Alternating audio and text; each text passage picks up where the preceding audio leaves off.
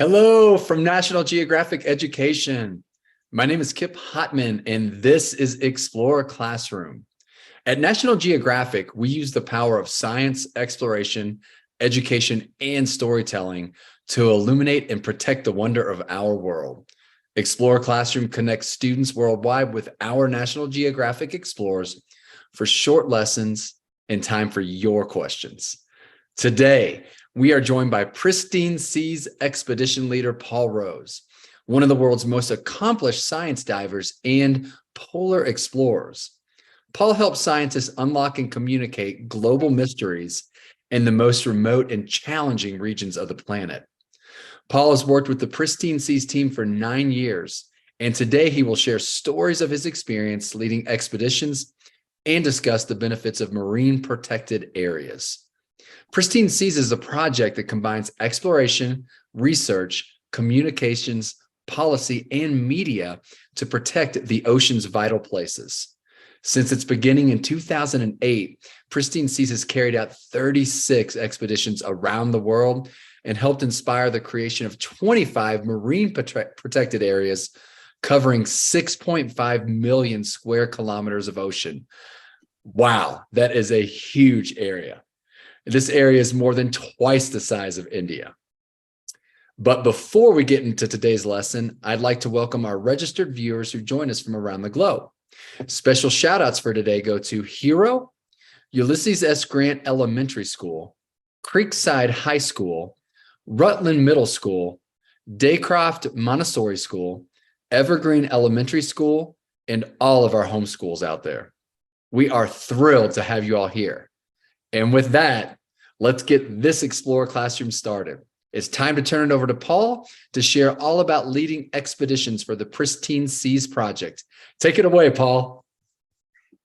Hey, thanks a lot, Kip. Good to be with you, and thanks for joining us, everybody. I'm Paul Rose, and I'm the expedition leader for National Geographic Pristine Seas. And I'm not a scientist, but I've spent all of my life helping science come to life, meaning that I travel and meet science teams, individual scientists who have got big ideas, hypotheses, maybe developed in laboratories or classrooms, who knows, and I turn those ideas into action in the world's most remote and challenging places, usually the polar regions and the deep ocean, which is what I do for Pristine Seas. A hugely satisfying job to take an idea and turn it into icebreakers, helicopters, ski-equipped airplanes, divers, climbers, boat drivers, medics, and highly skilled people in remote camps all over the place. So that's what I do.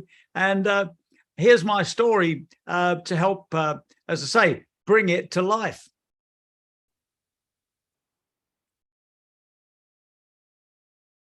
Hang on.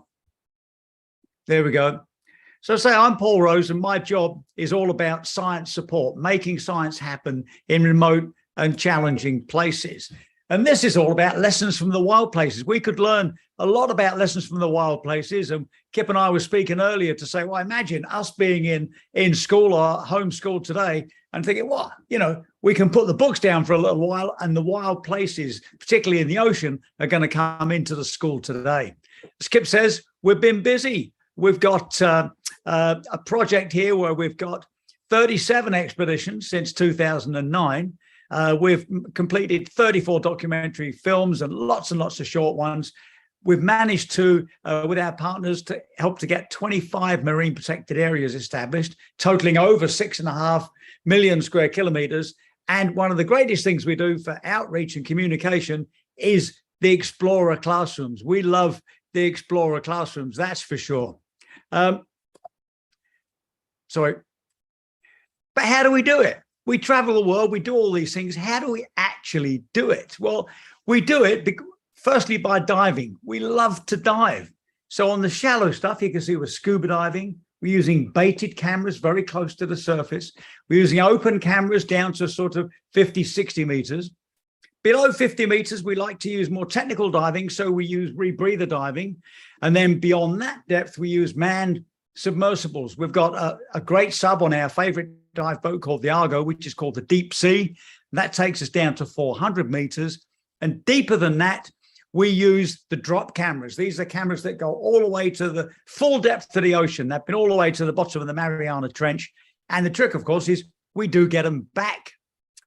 So I've got two expeditions to run us through. The first one is the Southern Line Islands. I led this one September, October last year, and then Canada, which we're all just recently back from.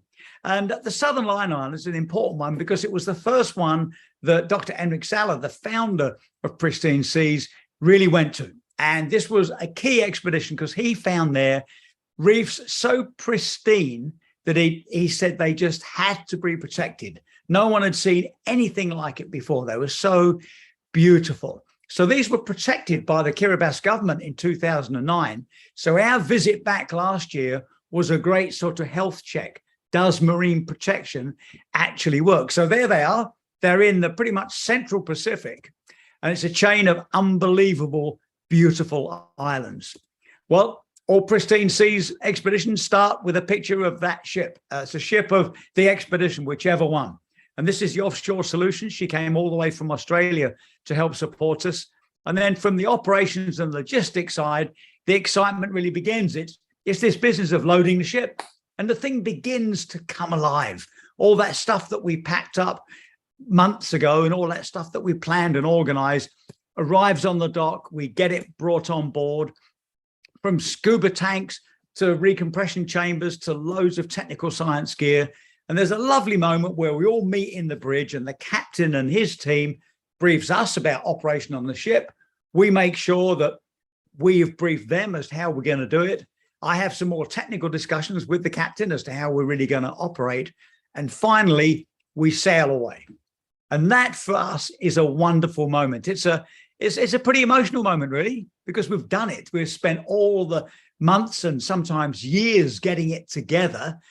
Phone calls, emails, visits, buying and organizing, writing contracts, all that stuff. And suddenly we're going to see we're alive. And as we slip the lines and come off the dock, it is a really genuinely moving, beautiful moment. We're alive. On the way out, the first things we do, we get all of the remote cameras. Here's Whitney getting teed up with the drop cameras. These are the ones that go to full depth. And then we start launching the cameras. This is Chris, and he's deploying our pelagic cameras. These things drift around at about 20 meters of water for a few hours and record everything out there. And then at last, we start to dive. As I said, we're divers and we love to dive. And we're lucky because with this project, we're often diving in places where no one has ever dived before, or maybe people have dived, but it hasn't been fully understood. And we're called Pristine Seas. So the clue's in the name. The first thing we want to get a feeling for, is this place pristine? Well, there's quite a lot of scientific measures. One of them revolves around top predators. If there's a lot of top predators present, it's a great sign that the place is pristine. But what I like to do, I'm no scientist, when we jump in on that first dive, I like to look at my team, and I know them really well. And I can sometimes look in their eyes and look through their mask and go, aha, just by looking at them, I can tell they're excited. And this is a pristine place. And as you can well imagine, it's really something to dive with sharks and realize when there's lots of them that we're not top of the food chain. It's a great feeling. So the diving is imaginable. And as you can imagine, it's absolutely beautiful. And just look at this picture. Okay, there's no sharks in there, but it's obviously a beautiful environment. It's a wonderful sense of energy and life in the Southern Line Islands. There's a lot of work goes on underwater. It looks like easy fun, but it isn't. It's all hard work underwater. We're measuring and counting everything very, very precisely. It's a template that runs all around the world. So we have really good comparative data. And look at this. This is a clever set of filming where we could film the exact same reefs that were filmed back in 2009 and see how much they had changed. And a real delight in the Southern Line Islands are these juvenile black-tip sharks. They're absolutely beautiful and a great indicator that this place is pristine.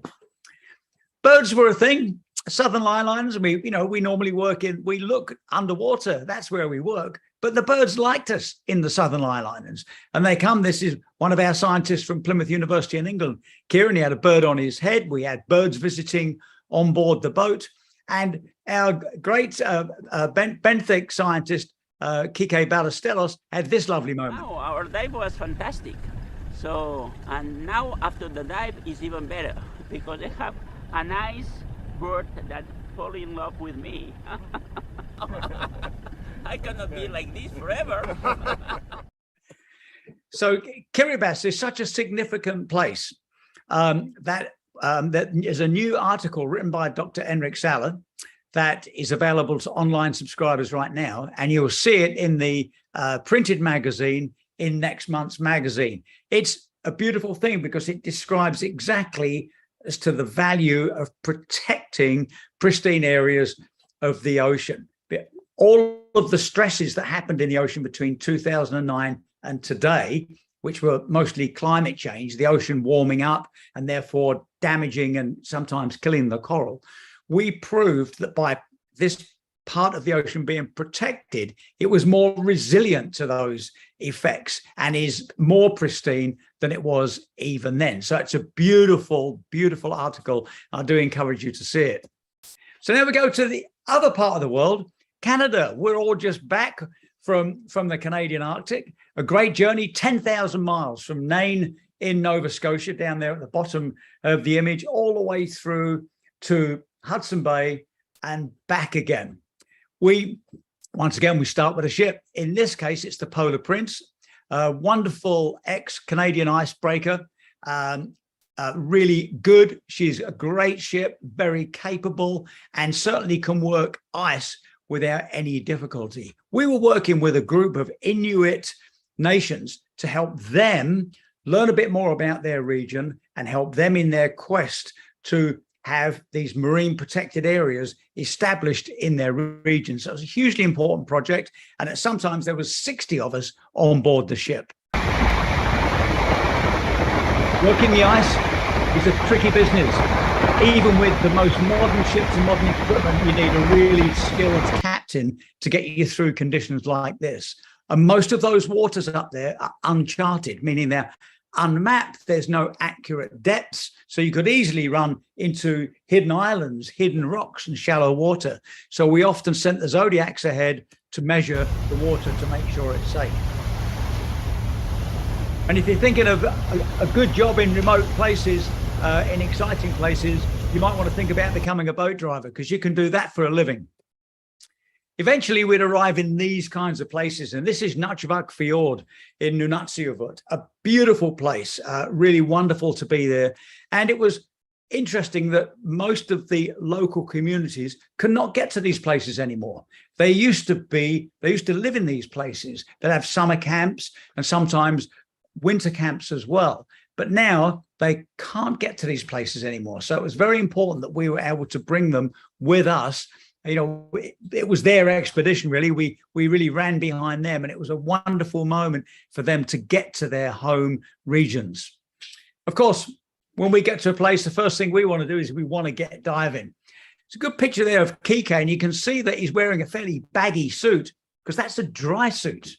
This is cold water. It's -1. And of course, there's enough salt in the water that it doesn't freeze at -1, but it's really cold stuff. So you can't wear a wetsuit. You're going to be too cold. So we wear dry suits.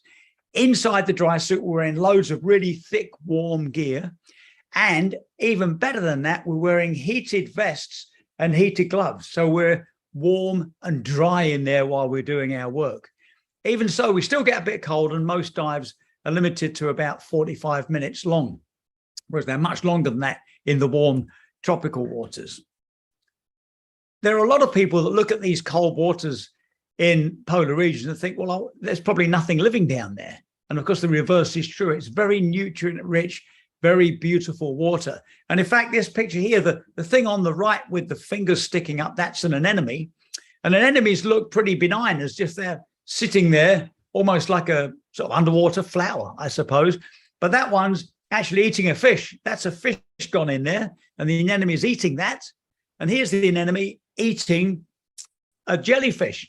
You can see this the translucent lump hanging out of him here. That's a whopping great jellyfish, and the anemone's eating him. Everything about life under the sea in the Arctic was absolutely beautiful and colorful. It's a really genuinely pristine, intact, in balance ecosystem. Amazing, beautiful place. We loved every bit of it.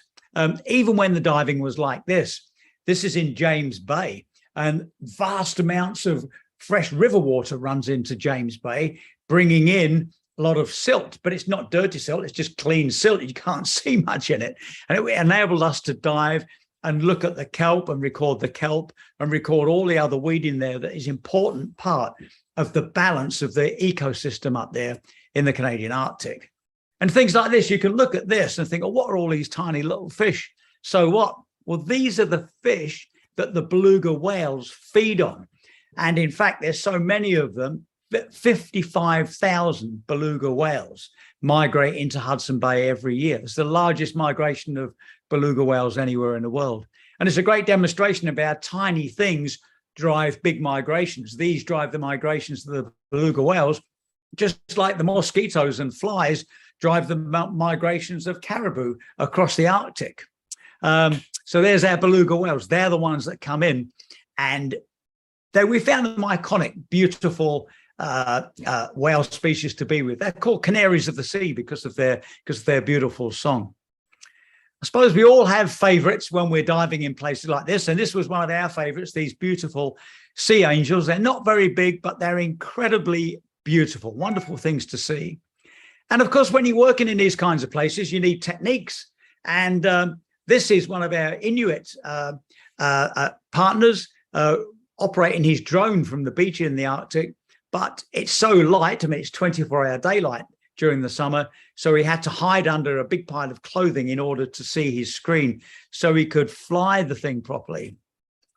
Working with our Inuit partners was the most important thing we did on the expedition, and each region we pulled into, we received a new team from that region. They acted as scientists, community elders, or bear guards, whatever it might be. And there was a bit of a routine, because when people first come on the ship, we've got to make sure they're safe and understand all the safety protocols, one of which is, in a big emergency, you need to know where your safety immersion suit is and how to put it on. So it was always a little bit of fun when people first got their suits on. We all joined in, of course. And then they played a real key part in the expedition, working with Dr. Alan Friedlander here at sea with the traps, visiting, coming, leading us ashore and helping to bring these island living camps to life. Because, you know, I could walk around an island like this and see these stones and wonder what it is. But with the help of the Inuit elders, they could bring it to life and tell us that this was a summer camp, or this was a big community, or how it all fitted together, how this community really lived for many, many years. They've gone now, but it was very important for us to understand how they used to live in these regions. And some of the people that we were talking to there and joined us on the ship were actually born in igloos. And I thought that was a great thing. I really enjoyed that. I thought, wow, here's a man telling me about all this stuff. And he himself was born in an igloo. Can you imagine? And then, of course, the Inuit people joined us with all of our science. They got stuck into all of the work, and it was fun for them to sort of see how we look at the marine life compared to how they look at it. Top predators, well, of course, you can't go to the Arctic without thinking about polar bears. And in the ocean or on land, the polar bears really are the top predator. We love them. We got very lucky this year. We heard that there were going to be lots of mosquitoes, and people were almost being eaten alive by mosquitoes. And we bought loads of nets and hats and spray, but we didn't really need them because there was enough wind that it blew the mosquitoes away. So we had the wonderful thing, we could report that we saw more polar bears than we did mosquitoes. And here's a very short film of Canada and our expedition, so you get the sense of what it was like.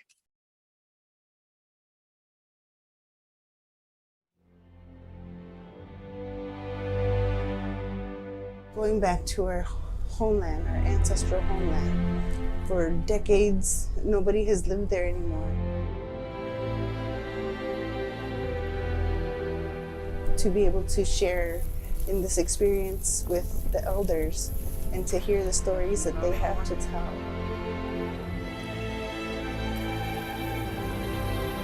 It's incredible.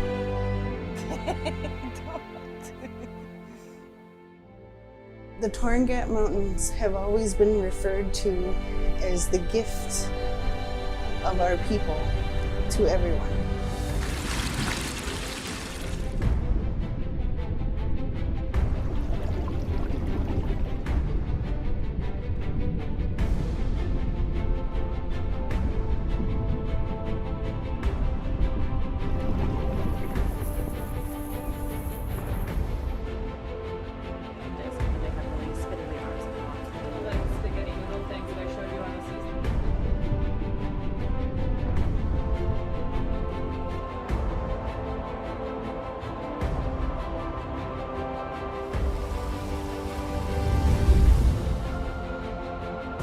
My grandfather always told me that the land doesn't belong to us, we belong to the land. We're one with nature here, and it's amazing. This is where we live, treated with that respect, and you'll get that respect back.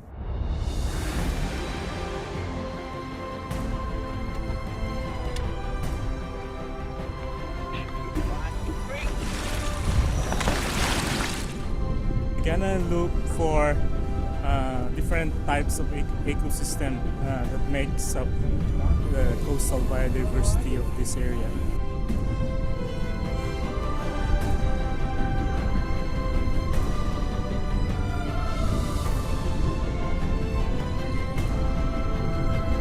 There's not much known about these islands, and this is a good opportunity for us to explore.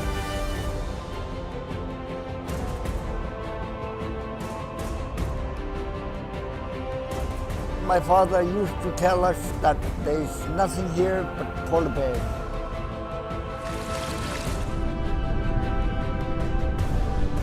But I'm able to see there are other species as well.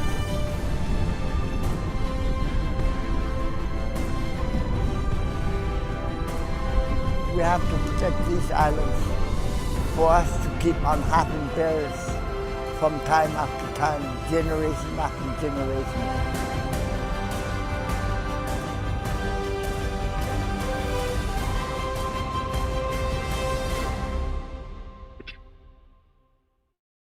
Well, there you go, everybody. There's a sense of us and how we go about things. And for me, I can't encourage any more people to have this explorer's mindset, this sense of natural curiosity that we're all born with.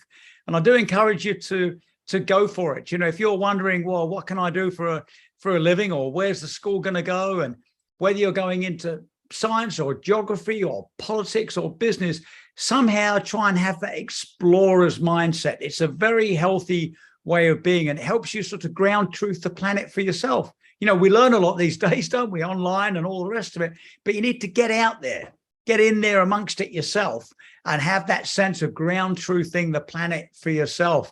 And don't hold that natural sense of curiosity back.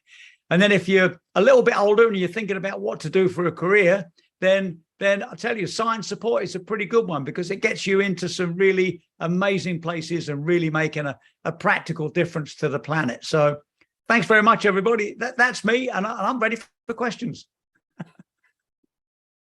Thank you again to Paul for taking the time out of your busy expedition schedule to be with us today. And a big thank you to all the students and teachers watching. We hope you join many more of our events. We'll be back here again next week on October the 27th, joined by explorer Safa Fananian, who will teach us about the importance of urban rivers and how to connect with the river in your community. Register for this event and more at natgeoed.org/Explorer Classroom. You can request a chance to be featured on screen as well. And fellow teachers, we've also created a new interactive guide for you to share with your students to take them on a learning journey with each of our special guests. Find the Explorer Mindset and Action Guide and Teacher Edition linked on each event registration page, and check our YouTube chat bar for the link as well. Have a great day, everyone. One more shout out to Paul and to all our teachers and students out there. Stay curious, everyone. Keep exploring. Have a wonderful day. Thanks, everybody. Thanks for joining me. Have fun exploring. I look forward to your stories.